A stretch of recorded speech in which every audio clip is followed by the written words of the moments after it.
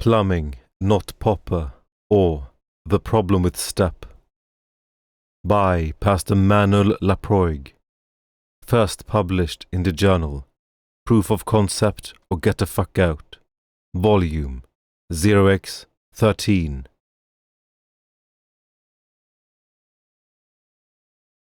Gather round, neighbors. We are going to a magical place, one we hardly notice in our busy lives, but which has a way of taking over our entire day when we are forced to visit it. We are going on a trip to the plumbing closet. Look at the miracle that is the clump of pipes, looking right back at you. Its message is clear. Do not approach without skill. Unless you like wet, gigantic messes. This message is universal. It speaks to a politician, a professor, a New York Times columnist, a movie actor, and a hedge fund manager alike. It transcends language and beliefs. Even though these worthies and civic leaders might agree the country could use more plumbers, it has yet to occur to them to approach the problem by putting a big P into some popular slogan like STEP, science, technology, engineering, plumbing, by setting up a federal department of plumbing, or by idolizing a professional, coveralls wearing, TV personality who goes by a plumbing guy, despite never having fixed a pipe in his life.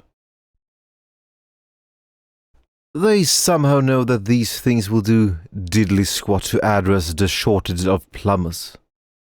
They know deep down that to learn plumbing, even to not sound ridiculous about it, one needs to study with a plumber, attach oneself to a plumber, and to do what a plumber does for a while. This, neighbors, is how deep plumbing magic goes. Science, alas, has not been so lucky.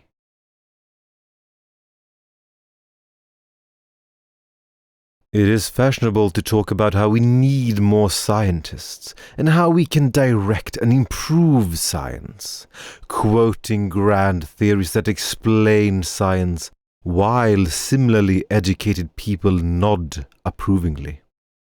After all, they know what science is, as befits all forward-thinking people these days. No one feels awkward. Everyone feels good. Perhaps this happens because our social betters all experience helplessness at the sight of broken plumbing, but would not recognize broken science, much less a hopelessly broken science textbook. You see, science lab equipment is okay, with a patronizing, self-satisfying gaze. Whereas plumbing has a way of glaring back at you contemptuously, daring you to use your general theoretical understanding. With plumbing, it's either practical skill or a huge mess in your basement. Messing with how plumbers learn and teach the skill guarantees messes in thousands of basements. If you value plumbing, it's wise to leave plumbers alone, even if you believe every word of every newspaper column you've ever read on plumbing economy. It may surprise the readers of Karl Popper and Imre Lakatos that actual scientists are helped by philosophy of science in exactly the same way as plumbers are helped by the Zen of plumbing, although these very same people are likely to believe they understand plumbing too. They have the sense to leave the plumbing profession well alone and not to apply their philosophical understanding to it. being empirically familiar with the fact that when you need plumbing done, philosophy is useless.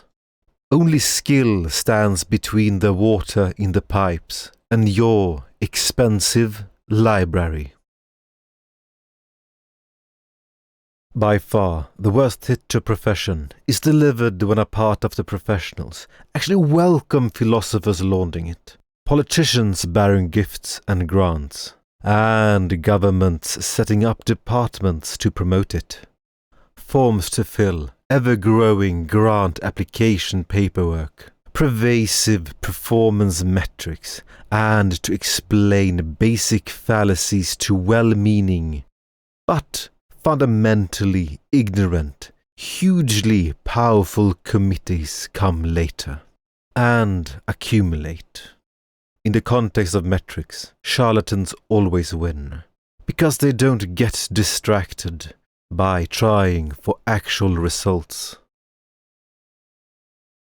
Not to mention that the actual money that goes to a charlatan is not net neutral for actual plumbing or science. It is net negative, because charlatans have a way of making the lives of professionals hard where it hurts the most. When Tim, the toolman, tailor, waves hand-powered tools around with a swagger, the results are immediate and obvious. When learned committees do the professional equivalent thereof to maths textbooks and call it nice names like Discovery Math, Common Core, or Critical Thinking, it takes a generation to notice. And then we wonder, how on earth did school math become unteachable and unlearnable? Plumbers have wisely avoided it, perhaps due to some secret wisdom passed from master to apprentice through the ages. Scientists, I'm sorry to say, walked right into it in the middle of the 20th century. Sure enough, national agencies got us to the moon. But it seems that all the good science books have been put on the rockets going there, never to return. Have you met many scientists who are happy with what schools do to their science after half a century of being improved by various government officers? Funny how it worked out for scientists. Now hear them complain about publish or perish, the rapidly rising age at which one officially succeeds in getting one's first grant, and the reckless race to rebrand and follow current big-ticket grant programs. But don't blame them, neighbors. It was their advisors, or their advisors' advisors, who fell for it. Better buy them a drink and remember their lesson. Better yet, find some plumbers and buy them drinks. Perhaps they'll share with you some of their secrets of how to keep the philosophers and their educated and benevolent readers interested in the results, but at a safe distance from the actual plumbing. Thank you for listening, everyone, and I just want to thank you. I'm soon at 150 subscribers, and yeah, it's something. I hope you keep listening to these videos and that you like them, share them, and that you subscribe. So, get me to 150 subscribers. Thank you. And I'll see you next time.